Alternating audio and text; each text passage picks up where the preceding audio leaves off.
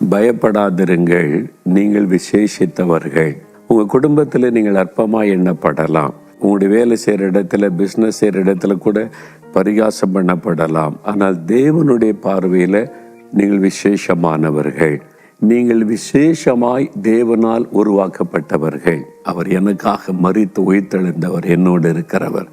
அதனால நான் விசேஷமானவன், விசேஷமானவள். ஆண்டவருக்கு ஸ்தோத்திரம் தினம் சொல்லி துதித்து கொண்டே இருங்க. காரியங்கள் மாறும், அற்புதங்கள் நடக்கும். பிரியமானவர்களே, இயேசு கிறிஸ்து நாமத்தில் உங்களுக்கு என் அன்பின் வாழ்த்துக்கள். தேவன் எனக்கு என்ன வாக்கு வைத்து எப்படி நடத்த போகிறார் என்பதை குறித்து அறிந்து கொள்ள ஆவலோடு இருக்கிறீர்கள். ஆண்டவர் நம்மோடு கூட பேசி பலப்படுத்தி அவருடைய வாக்குத்தத்தத்தின்படி ஆசீர்வாதமாய் நடத்தி வருகிறார். அநேகர் அதை குறித்து சொல்றாங்க, கர்த்தர் என்னோடு பேசினார், என் சூழ்நிலை குறித்து பேசினார், அந்த வாக்குத்தத்த வசனத்தை வைத்து ஜெபிக்க அற்புதம் நடைபெற்றது என்பதாய். வெறுமன வார்த்தை கேட்டுக்கொண்டிருந்தால் மாத்திர அற்புதம் நடக்காது. அதை உங்களுக்கென்று விசுவாசித்து அதை சொல்லி நீங்கள் ஜெபம் பண்ணும் போதுதான் தேவன் அதில் கிரியை செய்து தன்னுடைய வாக்குத்தத்தத்தை நிறைவேற்றுவதை நீங்கள் பார்க்க முடியும்.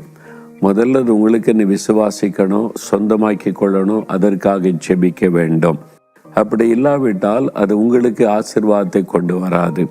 சரி, இந்த நாளில் கர்த்தர் என்ன வாக்கு கொடுக்கிறார் என்று ஆவலோடு காத்திருக்கிறீங்க தானே? மத்தேயு 10:31 பயப்படாதிருங்கள், அநேக அடைக்கலான் குருவிகளை பார்க்கிலும் நீங்கள் விசேஷித்தவளாயிருக்கிறீர்கள். பயப்படாதிருங்கள், நீங்கள் விசேஷித்தவர்கள். ஆண்டவர் தனிப்பட்ட முறையில் சொல்லுகிறார், என் மகனே நீ பயப்படாதே, நீ விசேஷமானவன். என் மகளே நீ பயப்படாதே, நீ விசேஷமானவள் என்று ஆண்டவர் சொல்லுகிறார். இந்த உலகத்தில் எல்லா மக்களையும் போல தான் நம்ம வாழ்ந்து கொண்டிருக்கிறோம். எல்லா மக்களையும் போல தான் வேலை செய்கிறோம், உழைக்கிறோம், பிரயாசப்படுகிறோம், பிஸ்னஸ் செய்கிறோம், சிலர் ஊழியர் செய்கிறோம். ஆனால் இந்த சூழ்நிலையில் நீங்கள் விசேஷமானவர்கள் என்று ஆண்டவர் உங்களை பார்த்து சொல்லுகிறார். அதனால நீங்கள் பயப்படாதிருங்கள்.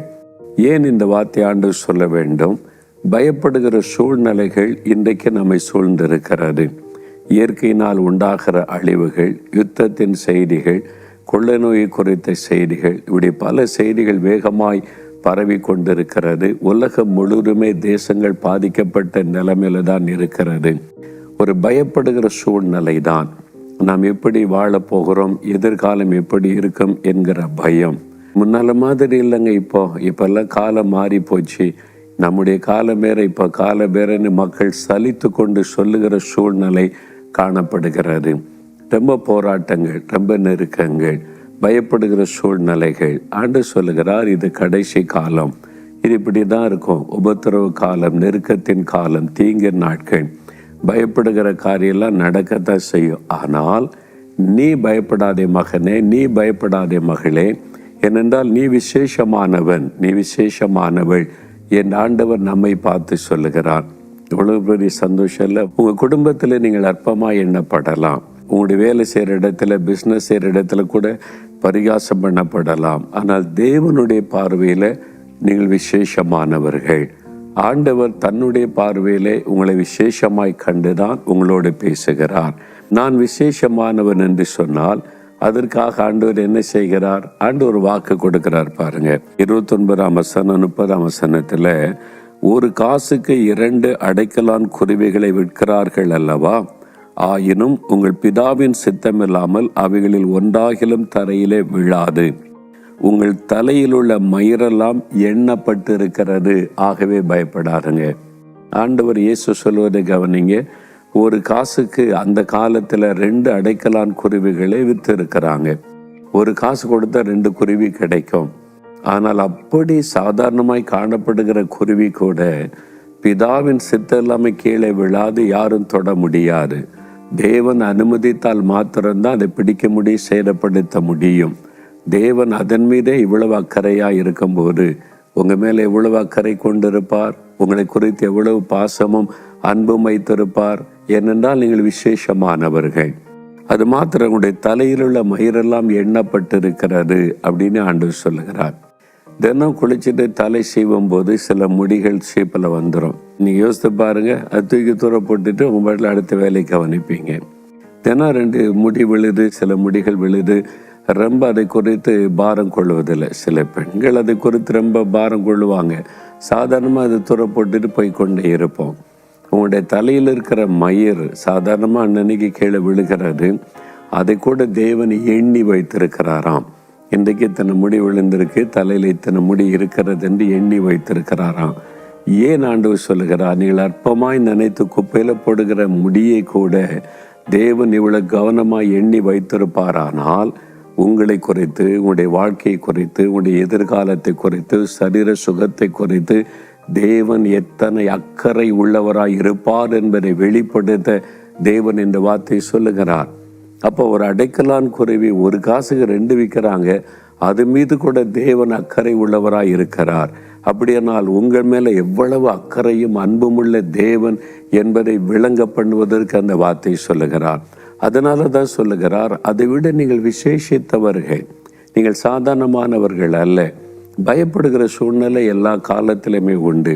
ஆனால் நீங்கள் பயப்படாதிருங்க, நான் கூட இருக்கிறேன். நான் உங்களை விசேஷமானமாய் கருதுகிறபடியினால் உங்களை சேதப்படுத்த முடியாது என்பதுதான் அதுக்கு அர்த்தம். கடந்து வந்த பாதையில் பாருங்க, நீங்கள் படித்து கொண்டிருக்கலாம், வேலை செய்து கொண்டிருக்கலாம், பிஸ்னஸ் செய்து கொண்டிருக்கலாம், ஊழியம் செய்து கொண்டிருக்கலாம். ஆனாலும் உங்களை பகைக்கிறவங்க, உங்கள் மேலே பொறாமை உள்ளவங்க உங்கள் ஊரில் இருப்பாங்க, உங்கள் தெருவில் இருப்பாங்க, சிலர் வீட்டுக்குள்ளே இருப்பாங்க, நீங்கள் ஊழியம் செய்கிற இடத்துல இருக்கிறாங்க தானே. நான் ஊழியம் ஆரம்பித்து 45 ஆண்டுகளுக்கு முன்பாக 50 வருஷம் ஆச்சு நான் ஊழியத்துக்கு ஒப்பு கொடுத்து. அந்த ஆரம்ப காலத்தில் யாருக்கும் தெரியாமல் இருந்த காலத்திலேயே நான் இருந்த சபையில் என்னை எதிர்க்கிறவங்க, பரிகசிக்கிறவங்க, என்னைக்கு விரோதமாக பேசுகிறவங்க இருக்க தான் செய்கிறாங்க. திடீரென்று ஒரு காலத்தில் வந்தது அல்ல. ஆரம்ப காலத்திலிருந்தே இந்த மனிதர்களை நான் பார்க்கிறேன். என்னால் உங்கள் வாழ்க்கையில் கூட எதிர்க்கிறவங்க, பரிகாசம் பண்ணுறவங்க, திட்டுறவங்க, உங்களுக்கு தீமை செய்கிறவங்க இருக்கத்தான் செய்வாங்க. அதை தவிர்க்கவே முடியாது. ஏன்னா பொல்லாங்கு நிறைந்த உலகத்தில் வாழ்கிறோம். ஆனால் இந்த சூழ்நிலையில் ஆண்டவர் சொல்கிறாரு, இதெல்லாம் கண்டு நீ பயப்படாத. அதான் ஆண்டவர் சொல்கிறார், இதெல்லாம் இருக்கும், இதுதான் உலகம், இது மாதிரி ஆட்கள் தான் இருப்பாங்க. நீங்கள் ஆச்சரியப்பட்டு நான் யாரையும் பகைக்கலையே, அவங்க எனக்கு சம்பந்தமே இல்லையே, ஏன் என்னை பற்றி பேசுகிறாங்க, அதுதான் உலகம், அப்படி தான் இருக்கும். உங்களை திட்டதுனால உங்களுக்கு ஒரு லாபம் கிடைக்கும், ஒரு சந்தோஷம் கிடைக்கும். அற்ப சந்தோஷத்துக்காக, அற்ப பணத்துக்காக பொய்யான குற்றச்சாட்டுகளை சொல்லி திட்டுறவங்க, ஏசுறவங்க இருக்கத்தான் செய்வாங்க. ஆனால் ஆண்டவர் சொல்கிறார், நீ பயப்படாத. யார் என்ன சொன்னாலும் திட்டினாலும் ஏசினாலும் பயப்படாதேன்னா நீ எனக்கு விசேஷமானவன், விசேஷமானவள் என்று ஆண்டவர் சொல்கிறார். எப்படி நான் விசேஷம்? நீங்கள் எப்படி ஆண்டவருக்கு விசேஷம் யோசித்து பார்த்துருக்கீங்களா? ஆண்டவர் என்னை பார்த்து நீ விசேஷமானவன் ஏன் சொல்கிறான்னு யோசித்து பார்த்தீங்களா? நிறைய காரணம் இருக்குது, எல்லாத்தையும் பார்க்க முடியாத ஒரு 3 காரியம் சொல்ல நீங்கள் யோசித்து பாருங்களேன். முதலாவது, நீங்கள் விசேஷமாய் தேவனால் உருவாக்கப்பட்டவர்கள். நீங்கள் சாதாரணமாய் உருவாக்கப்பட்டவர்கள் அல்ல, ஸ்பெஷலாக உருவாக்கப்பட்டவர்கள். ஆண்டவர் மனிதனை எப்படி விசேஷமானவனாய் சிருஷ்டித்தார் என்று ஆதியாகமம் 1-2 புஸ்தகத்தில் அதிகாரத்தில் எழுதப்பட்டு இருக்கிறாரு.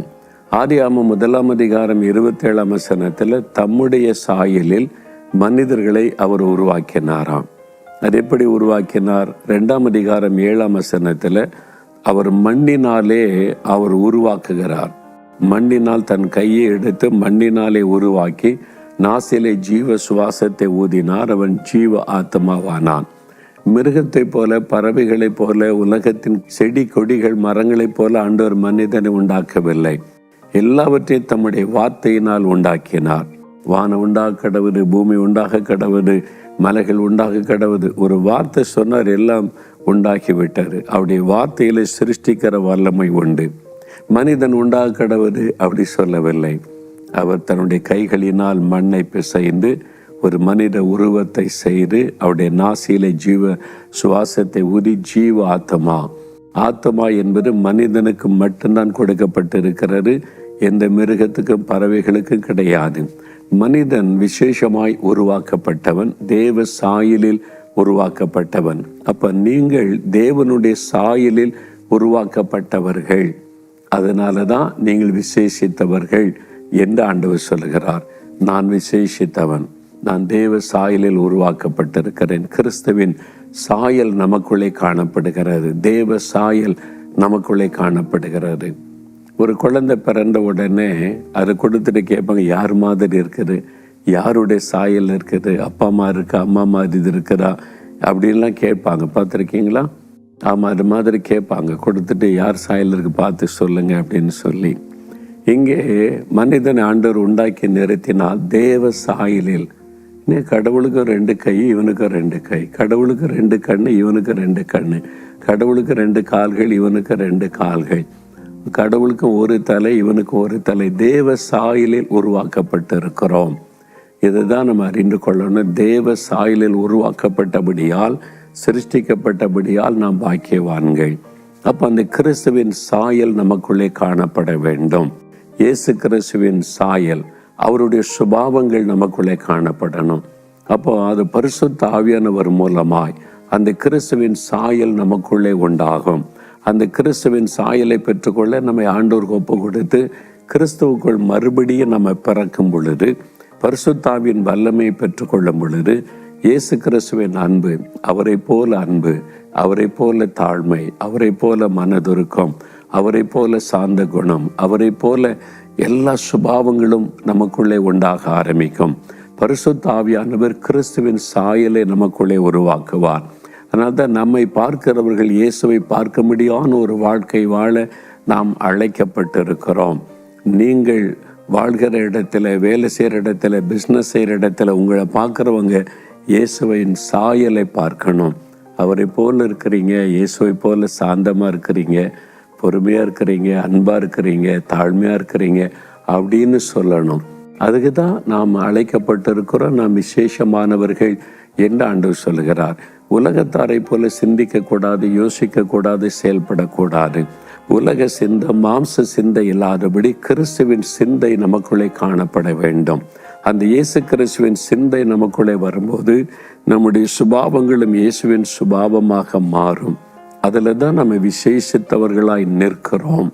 மற்றவர்களுக்கு நமக்கும் உள்ள வித்தியாசம், நீங்கள் வாழ்கிற வேலை செய்கிற இடத்துல ஒரு வித்தியாசத்தை காண்பிக்கும்படி இவங்க வித்தியாசமானவங்க, இவங்களுடைய பேச்சு, செயல் எல்லாமே வித்தியாசம், ஏனென்றால் இவர்கள் கிறிஸ்துவை உடையவர்கள்னு மற்றவங்க சொல்லணும். அந்த மாதிரி விசேஷமானவர்களான வாழ்க்கை வாழ நம்ம அழைக்கப்பட்டிருக்கிறோம். ஆண்டவரே, உம்முடைய சாயல்ல என்னை சிருஷ்டித்ததற்காக உமக்கு ஸ்தோத்திரம்.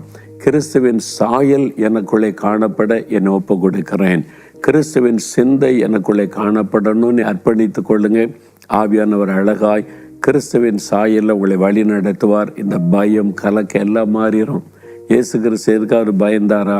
பொல்லாத மனிதர்கள் எழும்பி பொய்யான குற்றச்சாட்டு சொன்னாங்க, எதுக்கும் பயப்படலை.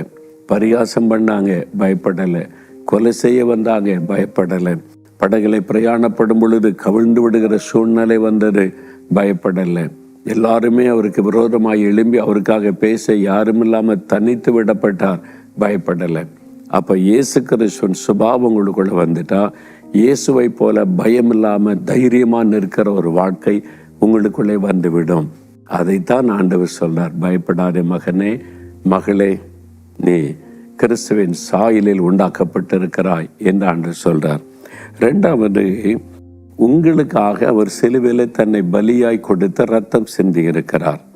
பாருங்க, யோவான் 1:29 இது உலகத்தின் பாவத்தை சுமந்திருத்திருக்கிற தேவாட்டுக்குட்டின்னு சொல்லப்படுகிறாரு. கலாத்தியர் 1:4, தீத்து 2:14 வசனங்களை வாசிக்கும் போது இயேசு நமக்காக சிலுவையில் தன்னை பலியாய் ஒப்பு கொடுத்தார். உங்களுக்காக, உனக்காக மகனே, மகளே, சிலுவையில் இயேசு ரத்தம் சிந்த தன்னை அர்ப்பணித்து கொண்டார். தன் ரத்தத்தை சிந்தினார். ஒரு மிருகத்துக்காக அவர் மரிக்கவில்லை, ஒரு பறவைக்காக அவர் மரிக்கவில்லை, ஒவ்வொரு மனிதனுக்காக அவர் மரித்தார். நீங்கள் யாராக இருந்தாலும் சரி, கிறிஸ்தவராக இருக்கலாம், கிறிஸ்தவர் அல்லாதவராக இருக்கலாம், நீங்கள் தமிழ்நாட்டை சார்ந்தவராக இருக்கலாம், வட இந்தியாவை சார்ந்தவராக இருக்கலாம், இந்தியாவை சார்ந்தவராக இருக்கலாம், எந்த நாட்டை, ஜாப்பனீஸ், சைனீஸ், எந்த தேசத்தை சார்ந்தவளாகவும் இருக்கலாம். ஒவ்வொரு மனிதனுக்காகவும் இயேசு சிலுவையில் ரத்தம் சிந்தினார். ஏன்? மனிதன் விசேஷமானவன். மனிதனுக்குள் ஒரு ஆத்மா இருக்கிறது. அந்த ஆத்மாவில் ரட்சிப்பு உண்டாகணும், பரிசுத்த வாழ்க்கை வாழணும். அவனுக்காக பரலோகத்தை தேவன் ஆயத்தப்படுத்தி கொண்டிருக்கிறதுனால அந்த பரலோக பாக்கியத்தை அவன் பெற்றுக்கொள்ளணும். ஒரு மிருகமோ பறவையோ பரலோக ராஜ்யத்துக்குள் பிரவேசிக்காது. மனிதன் மாத்திரம்தான் தேவன் உண்டாக்கின அந்த பரலோகத்துக்குள்ளே செல்ல முடியும். அதற்காக தன்னுடைய இரத்தத்தை அவர் சிந்தினார். உங்களுக்காக தன்னை பலியாய் கொடுத்தார். எனக்காக ஏன் அவர் மரிக்க வேண்டும்?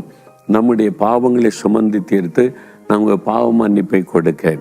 1 பேதுரு 2:24 வாசிக்கிறோம், நமக்காக சிலுவையில எல்லா பாவங்களையும் சுமந்து முடித்தார், நமக்கு சுகம் கொடுக்க. மத்தேயு 8:17 வாசிக்கிறோம், இயேசு நம்முடைய பலவீனங்களை தன் மீது ஏற்றுக்கொண்டு நோய்களை சிலுவையில சுமந்தார், நம்மை சுகமாக்க, நமக்கு நல்ல ஆரோக்கியம் கொடுத்து நம்மை மகிழ்ச்சியாய் வைக்க சிலுவையில நம் நோய்களை சுமந்தார். ஏசாயா 53:4 வாசிக்கிறபடி நம்முடைய துக்கங்கள் பாடுகளை எல்லாம் சுமந்து விட்டார், நம்முடைய துக்கத்தை மாற்றி சந்தோஷப்படுத்த. கலாத்தியர் 3:13 பார்க்கிறோம், சிலுவையிலே நமக்காக சாபம் ஆனார். இந்த சாபத்தின் வல்லமிலிருந்து மீட்டு நம்மை ஆசீர்வதிப்பதற்கு சிலுவையிலே நமக்காகத்தான் அவர் ரத்தம் சிந்தி மரித்தார். உங்களுக்காக, என் மகனை உனக்காக, என் மகளை உனக்காக, என் ரத்தத்தை எல்லாம் சிலுவையில சிந்தினது உனக்காக. ஏனால் நீ விசேஷமானவன், நீ விசேஷமானவள், உனக்காகத்தான் நான் மரித்தேன்.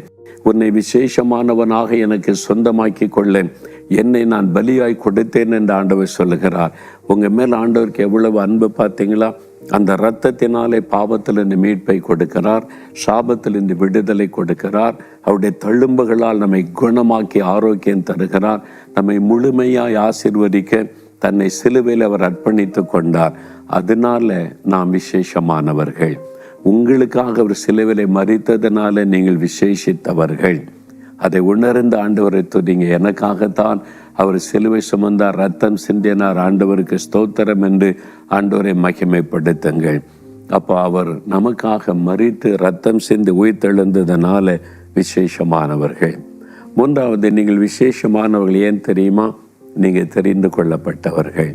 யோவான் 15:14 ஆண்டவர் சொல்லுகிறார், நீங்கள் என்னை தெரிந்து கொள்ளவில்லை, நான் உங்களை தெரிந்து கொண்டேன். நீங்கள் தேவனால் தெரிந்து கொள்ளப்பட்டவர்கள். நாம் ரட்சிக்கப்படும் போது விசுவாசிகள் என்று அழைக்கப்படுகிறோம். இயேசுவை விசுவாசிக்கிறவர்கள் விசுவாசிகள், பிலீவர்ஸ்.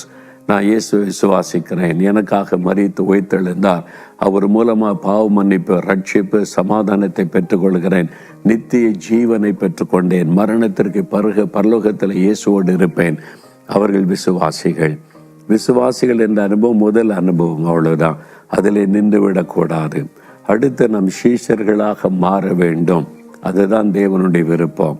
அதனால உங்களை குறித்து தேவனுடைய விருப்பம் என்ன? நீங்க விசேஷமானவர்கள், நிற்கக்கூடாது. விசுவாசினை சீஷர்களாக மாற வேண்டும். அப்போஸ்தலர் நடபடிகள் 4:32 விசுவாசிகள் ஆரம்ப காலத்தில் இயேசு விசுவாசித்து எல்லாரும் விசுவாசிகள் என்று அழைக்கப்பட்டாங்க. பிறகு நீங்கள் வாசிக்கும் போது அப்போஸ்தலர் 6:7 வாசிக்கும் போது சீஷர்களாய் மாற்றப்படுகிறாங்க. சீஷர்கள் என்றால் இயேசுவின் அடிச்சுவடை பின்பற்றுகிறவர்கள். அவரை போல இந்த உலகத்திலே வாழுவது, அவரை பின்பற்றுவது, அவர் வாழ்ந்தபடி வாழ்வது, அதுதான் சீஷர்கள். அவருக்காக வாழ்வது, அவரை மகிமைப்படுத்துவது, அவரை மற்றவர்களுக்கு சொல்லுவது. அதுக்கெல்லாம் ஊழியக்காரங்க இருக்கிறாங்க, பாஸ்டர்ஸ் இருக்கிறாங்க, போதகர்கள், பிஷப்பு, உங்களை மாதிரி சுவிசேஷகர்கள், அவங்க தானே அப்படின்னு நினைக்கலாம். இல்லை, மொழி நேரமாய் ஊழியத்திற்கு அழைக்கப்பட்டவர்கள் மாத்திரமல்ல, அவர்கள் ஊழியக்காரர்கள். ஆனால் நீங்கள் சீஷர்கள். இயேசுவை விசுவாசிக்கிற எல்லாருமே சீஷர்கள் தான். அந்த சீஷர்கள் என்று உருவாக்கத்தான் தேவன் அழைத்து விசுவாசிகளாக்கி சீஷர்கள் ஆக்குகிறார். நீங்கள் சீஷர்களாய் மாறணும், அதற்கு உங்களை அர்ப்பணித்து கொள்ளணும். நான் விசுவாசிக்கிறேன், என் தேவைக்காக ஆண்டவரிடத்தில் கேட்பேன், தருவார். எனக்கு சுகம் தரணும்னா தருவார், விடுதலை தரணும்னா தருவார், வீடு வேணும்னு கேட்டால் தருவார், வேலை வேணும்னு கேட்டால் தருவார். இதை பெற்றுக்கொள்வதற்கு மாத்திரமல்ல கிறிஸ்தவ வாழ்க்கை, இயேசுவை வெளிப்படுத்துகிற ஒரு வாழ்க்கை. என்னை பார்க்கிறவங்க இயேசுவை பார்க்கணும், அவருடைய அன்பு எனக்குள்ளே காணப்படணும், அவருடைய சாந்த குணம் எனக்குள்ளே காணப்படணும், அவருடைய மனதுருக்கம் எனக்குள்ளே காணப்படணும், அவருடைய தாழ்மை இரக்கம் எனக்குள்ளே காணப்படணும். என்னை பார்க்கிறவங்க இயேசுவை பார்க்கணும். அதற்கு அர்ப்பணித்து கொள்வதுதான் சீஷத்துவம். அதனால இயேசுவை பின்பற்றுகிற எல்லாருமே சீஷர்களாக மாற வேண்டும் என்பதுதான் தேவனுடைய விருப்பம். நீங்கள் விசுவாசிகள் என்கிற நிலைமை மாறி இனி நீங்க சொல்லணும், நான் இயேசு கிறிஸ்துவின் சீஷன், இயேசு கிறிஸ்துவின் சீஷி அப்படின்னு தான் சொல்லணும். விசுவாசின்னு பயன்படுத்தாதுங்க. அது ஆரம்ப காலம், எல்கேஜி யூகேஜியில் அதன் பிறகு மேலே போகணும். இப்போ நான் சீஷியாக இருக்கிறேன். முழு நேர ஊழியக்காரங்க தான் சீஷர்கள் நினைக்கிறது கிடையாது. நீங்கள் படித்து கொண்டிருந்தாலும் இயேசுவின் சீஷராக வாழ்ந்து காண்பிக்க முடியும். நீங்கள் வேலை செய்து கொண்டிருந்தாலும் சீஷராக வாழ்ந்து அவரை மகிமைப்படுத்த முடியும். அதான் தேவனுடைய எதிர்பார்ப்பு. நீங்கள் பிஸ்னஸ் செய்து கொண்டிருந்தாலும், குடும்பஸ்திரியாக வீட்டு வேலைகளை கவனித்து கொண்டு குடும்பத்திலே நீங்கள் இருந்தாலும், நீங்கள் என்ன காரியம் செய்து கொண்டிருந்தாலும் இயேசுடைய சீஷர்கள் அந்த இடத்துல இயேசுக்கு சாட்சியாக இருக்கவும், அவரை மகிமைப்படுத்தவும், அவருடைய வல்லமையை வெளிப்படுத்தவும் நீங்கள் சீஷர்கள். உங்களை நீங்கள் வேலை செய்கிற இடத்துல, படிக்கிற இடத்துல, பிஸ்னஸ் செய்கிற இடத்துல கர்த்தர் உங்களை பயன்படுத்தி தன் மகத்துவத்தை விளங்க பண்ண விரும்புகிறார். அதற்கு ஒப்பு கொடுங்க. ஏன்னால் நீங்கள் விசேஷித்தவர்கள், உங்களை விசேஷமானவளாய் தெரிந்து கொண்டிருக்கிறாரே. அந்த அர்ப்பணிப்பு நமக்குள்ளே இருந்து விட்டால் ஆண்டவர் அழகாய் பயன்படுத்துவார். அப்படி இயேசுவின் சீஷர்களாக செயல்படுகிறவங்களை கர்த்தர் பாதுகாத்து நடத்துவார். யாரும் கை வைக்க விட மாட்டார், பயப்பட விட மாட்டார். தைரியப்படுத்தி பலப்படுத்தி ஆண்டவர் நடத்துவார். சீஷராக மாறிட்டீங்களா? உங்களை அதற்காக ஒப்பு கொடுக்குறீங்களா? பஞ்சாப் மாநிலத்தில் ராம்பூர் என்கிற இடத்துல ஒரு பெரிய செல்வந்த குடும்பத்தில் ஒரு குழந்தை பிறந்தார்.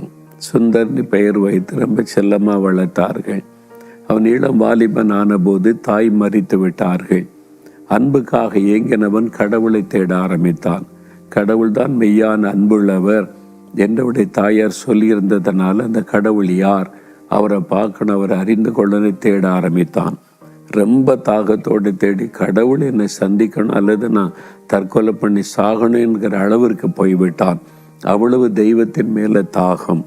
அப்பொழுது இயேசு அவனுக்கு தரிசனமாகி, நான் தான் உன்னை சிருஷ்டித்த தேவன் என்று ஆண்டவர் வெளிப்படுத்தினார். அவன் எதிர்பார்க்கவே இல்லை. அவன் இதெல்லாம் வெளிநாட்டு கடவுள் என்று எண்ணிக்கொண்டிருந்தான்.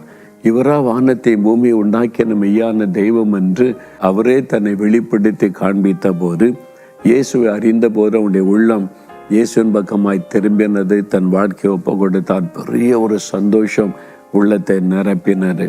தன் தகப்பனிடத்தில் சொன்னான், நான் மெய்யான ஆண்டவரை பார்த்தேன், அவர் எனக்கு தரிசனமானார் என்று சொல்லி. அப்படியா மகனே, சந்தோஷம்னு சொன்னார். இந்த இயேசுவை எல்லாருக்கும் சொல்ல ஆரம்பித்தான். அவன் சாட்சி சொன்னான், இயேசு எனக்கு தரிசனமானார், இப்போ ரொம்ப சமாதானமாக இருக்கிற இயேசு பற்றி சொல்ல சொல்ல அவனுக்கு சந்தோஷம். ஆனால் குடும்பத்தாருக்கு பிரச்சனை. அவங்க சீக்கிய மதத்தை சார்ந்தவர்கள். அதனால தகப்பனார் கூப்பிட்டு சொன்னார், மகனே, உனக்கு இயேசு தரிசனமாறா நீ கண்டு கொண்டன்னு சொல்ல உனக்குள்ள வைத்துக்கொள். அது இதுக்கு எல்லாத்துக்கிட்ட சொல்கிறேன், சொல்லாமல் இருக்க முடியாதப்பா. அவ்வளோ பெரிய சந்தோஷம், நான் பெற்றுக்கொண்ட சந்தோஷத்தை எல்லாரும் பெறணும் இல்லை, அவர் அறிந்து கொள்ளணும்ல சொன்ன போது தகப்பனார் எவ்வளோ சொல்லி பார்த்தார். அவன் கேட்கவில்லை. அவர் சொன்னார், என்னுடைய பணம் எல்லாம் உனக்கு தானே செல்வம், அதெல்லாம் உனக்கு சொந்தத்தில் ஒரு அழகான பெண் பார்த்துருக்குற, கல்யாணம் பண்ணி சந்தோஷமாறு என்று இயேசு கிறிஸ்து அதெல்லாம் பேசுவதை விட்டு விடுன்னு சொன்னால், எனக்கு பெண்ணு வேண்டாம் பொண்ணும் வேண்டாம், இயேசு மட்டும் போதும் அப்படின்னு இயேசுவை பற்றி கொண்டான். தகப்பனாருக்கு ரொம்ப வருத்தம். இது சமுதாயத்திலே நம்ம குடும்பத்தை குறைத்து இழிவாக பேசுகிறாங்க, பாதிப்பை உண்டாக்கும். சொந்தங்கள்லாம் பேசுகிறாங்க, இப்படி ஒரு மகன் உனக்கு தேவையா, அவமானத்தை கொண்டு வருகிறான் அப்படி அவங்க நினைத்தார்கள். சொந்த தகப்பனே மத நம்பிக்கை நிமித்தம் அவரை கொண்டுவிட வேண்டும் என்று சாப்பாட்டிலே விஷம் கலந்து கொடுத்தார். இளம் வாலிபனாகிய சுந்தர் அதை சாப்பிட்டு அவன் மரித்து போகட்டும் என்று. ஆனால் ஆண்டவருடைய பெரிய கிருபை கூட இருந்ததுனால அந்த விஷத்திலிருந்து தேவன் அவனை பாதுகாத்து விடுதலை ஆக்கினார். அந்த விஷயம் அவனை கொல்ல இடம் கொடுக்காதபடி காத்து கொண்டார். தன் வாழ்க்கை இயேசுக்கு ஒப்பு கொடுத்து சீஷனாக மாறி இயேசு பற்றி அறிவிக்க ஆரம்பித்தார். சாது என்கிற பெயரில் இனி என்னுடைய வாழ்க்கை முழுது இயேசுக்காகத்தான் என்று சாது சுந்தர் சிங் என்கிற பெயரில் இந்தியா முழுதும் மாத்திர உலகத்தின் பல தேசங்களுக்கு இந்த இயேசுவை அறிவிக்க போனார். அதிகமாக இமயமலை பகுதியில் இருக்கிற திபெத் தேசத்திற்கு போய், அது ஒரு புத்த நாடாக இருந்தது. நிறைய மந்திரவாத பெல்லிசூனியங்கள் இது மாதிரி நிறைந்தது. அந்த மக்கள் மெய்யான ஆண்டவரை அறிந்து கொள்ள வேண்டும் என்று அவர் கால்நடையாய் நடந்து நடந்து நடந்து அந்த மக்களுக்கு இயேசுவை அறிவித்து கொண்டு வந்தார். காலில் பாதரட்சி கூட அணியாதபடி அவர் எல்லா இடத்துல பிரயாணப்பட்டு இயேசுவை அறிவித்து வந்தார். திபெத்தில் ஒரு கிராமத்தில் இயேசு அறிவித்த போது அந்த மக்கள் கோபம் கொண்டு, புதுசாக ஒரு கடவுளை நமக்கு சொல்லுகிறான் என்று சொல்லி அவரை பிடித்து கொண்டு போய் ஊர் கூட்டத்தில் நிறுத்தினார்கள். ஊரை திரண்டு வந்தது. அந்த கிராம தலைவன் வந்தான். நீ புதிய மதத்தை எங்களுக்கு சொல்லி எங்களை திசை திருப்ப நினைச்சதுனால, இந்த இயேசுவை அறிவித்ததுனால உனக்கு தண்டனை, மரண கிணறு, தண்ணீர் இல்லாத ஒரு இருளான கிணத்துல குழியில நீ போடப்படுவாய், அங்கே கடந்து சாக வேண்டும் என்று தீர்ப்பு கூறிட்டாங்க. இயேசுவை அறிவித்த ஒரே காரணத்திற்காக சின்ன ஒரு ஓட்டை அது வழியா உள்ள போட்டுட்டா உள்ள எல்லாம் இருள், ஒரு பெரிய மரண குழி. அது உள்ள எலும்புகள், மனுஷ எலும்பு கூடுகள் இருக்கிறது, துர்நாற்றம் வீசுகிறது, அழுகி போன சரீரம். அந்த மக்கள் தண்டனை கொடுத்து அப்படிதான் அதுக்குள்ள போட்டுருவாங்க குழியில. அதுக்குள்ளே இருந்து சாப்பாடு இல்லாம தண்ணீர் இல்லாம அந்த மனிதன் மரித்து போவான். அந்த மாதிரி இந்த சாது சுந்தர் சிங்கை குழியில போட்டு விட்டார்கள். இனி தப்பிப்பதற்கு ஒரு வழியும் கிடையாது. மேலே எட்டி பார்த்த சின்ன ஓட்டை மாத்திரம், அவ்வளவு யாரும் இந்த பக்கமா வரமாட்டாங்க. அதிலே கடந்து சாகணும். தாகம் ஒரு பக்கம், பசி ஒரு பக்கம், இந்த பிணங்களின் நாற்றம் ஒரு பக்கம். எல்லாம் முடிந்தது. ஆண்டவரே, உம்முடைய ஊழியம் முடிந்தது, உம்முடைய ராஜ்யத்துக்கு நான் வரணுமா? இந்த ஆபத்தில் யார் என்னை காப்பாற்ற முடியும்னா, இன்னும் சுவிசேஷ அறிவிக்கணும், இன்னும் நிறைய பேருக்கு சொல்லணுமே என்று அவர் விண்ணப்பம் பண்ணினார். ஒரு நாள் திடீரென்று மேலிருந்து ஒரு கயிறு கீழே இறங்கி வந்தது. அந்த ஓட்டை வழியாக தெரிந்து கயிறு இறங்கி வந்தது. மேலே ஏறி வா என்ற சத்தம் கேட்டது. யாரோ என்னை காப்பாற்ற வந்திருக்கிறார்கள் என்று கயிறை பிடித்து அவர் மேலே ஏறி வந்து வெளியிலே வந்து பார்த்தால் யாருமே இல்லை. ஆண்டவர் தம்முடைய தூதனை அனுப்பி தன்னை பாதுகாத்து தப்புவித்தார் என்பதை அறிந்து கொண்டார். அதன் பிறகு பல வருஷங்கள் ஊழியம் செய்து அவர் தேவனுடைய ராஜ்யத்துக்குள்ளே எப்படி அவர் மரணத்தை சந்தித்தார் என்பதை தெரியாது.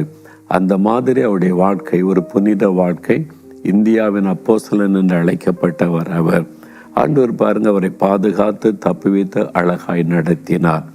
அந்த ஆண்டவர் தான் சொல்லுகிறார், நீ பயப்படாதே மகனே, பயப்படாதே மகளே. நீ வேலை செய்கிற இடத்துல, வசிக்கிற இடத்துல, பிஸ்னஸ் செய்கிற இடத்துல, படிக்கிற இடத்துல இயேசுவை மகிமைப்படுத்து. இயேசுவின் அன்பை மற்றவர்களுக்கு பிரதிபலித்து காண்பி. மற்றவர்கள் உன்னில இயேசுவை பார்க்கணும். இயேசு கிறிஸ்துவின் சாட்சிகளை அவங்க கேட்கணும். அவருடைய அற்புதங்களை, வல்லமைகளை மற்றவர்கள் அறிந்து கொள்ளணும். சொல்லுங்க, தைரியமா சொல்லுங்க. மற்றவங்களுக்கு இயேசுவை வெளிப்படுத்தி காண்பீங்க. அவருக்கு சீஷராயிருந்து செயல்படுங்க.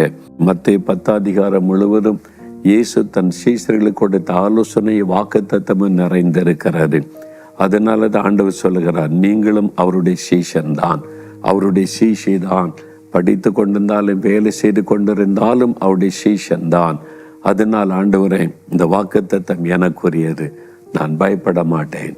நான் விசேஷமானவன். நீர் என் மீது அன்பும் அக்கறையும் உள்ள தேவன். துதித்து பாருங்க, பயம் போயிடும், சந்தோஷம் வந்துடும், ஆசீர்வாதமான காரியங்களுடைய வாழ்க்கையில நடப்பதை காண்பீங்க. இப்ப நம்ம ஜெபிக்க போகிறோம். இதை விசுவாசித்த ஆண்டவரே, இந்த வாக்குத்தத்தத்திற்காய் ஸ்தோத்திரம். நான் பயப்பட மாட்டேன். நான் விசேஷமானவன், விசேஷமானவள். உம்முடைய பார்வையில நான் விசேஷித்தவன். அதற்காய் ஸ்தோத்திரம். நீ துதிக்கணும். அப்படியே கண்களை மூடுங்க. 1 நிமிடம் ஸ்தோத்திரம் பண்ணுங்க. ஆண்டவரே, நான் விசேஷமானவன், விசேஷமானவள். உம்முடைய பார்வையில என்னை விசேஷமானவன் ஆக்கினதற்காய் ஸ்தோத்திரம். எந்த காரியத்தை கண்டு நான் பயப்பட மாட்டேன், பயப்பட மாட்டேன். இயேசுவின் நாமத்தில் நான் பயப்பட மாட்டேன். இதை கண்டு நான் பயப்பட மாட்டேன். இந்த நெருக்கத்தை கண்டு பயப்பட மாட்டேன். நான் விசேஷித்தவன். என் இயேசுவினால் அவருடைய சாயலில் சிருஷ்டிக்கப்பட்டவன். எனக்காக இரத்த சிந்தி மரித்த இயேசு கிறிஸ்துவின் இரத்தத்தின் வல்லமையினால் மீட்கப்பட்டவன். பாவ சாபத்தில் இருந்து விடுவிக்கப்பட்டவன். நான் விசேஷமானவன். இதோ நான் அவருடைய சீஷனாக அவரை பின்பற்றுகிறவன். நான் விசேஷமானவன், விசேஷமானவள். ஆண்டவரே, உமக்கு ஸ்தோத்திரம். என்னை விசேஷித்தவனாக மாற்றினீரே, அதற்காக உமக்கு ஸ்தோத்திரம், ஸ்தோத்திரம், ஸ்தோத்திரம். பயப்படாதே என்று என்னை தைரியப்படுத்துகிறீரே, அதற்காக உமக்கு ஸ்தோத்திரம். இப்பொழுது நான் பயப்படுகிற இந்த காரியத்தில் அற்புதம் செய்யும்படி என் மத்தியிலே நீர் எழுந்தருளி இருக்கிற அன்பிற்காக உமக்கு ஸ்தோத்திரம். தகப்பனை, எந்தெந்த மகன், எந்தெந்த மகள், எந்தெந்த தாய் தகப்பன் இப்பொழுது இந்த வாக்குத்தத்தத்தை விசுவாசித்து ஜெபிக்கிறார்களோ அவர்கள் மீது உம்முடைய கரம் இப்பொழுது வைக்கப்படுவதாக என்று ஜெபிக்கிறேன். அவளை பயப்படுத்துகிற சூழ்நிலைகள் விலகட்டும் இயேசுவின் நாமத்தில். அவளை பயப்படுத்துகிற தடைகள் எல்லாம் விலகி வழி திறக்கப்படட்டும் இயேசுவின் நாமத்தில்.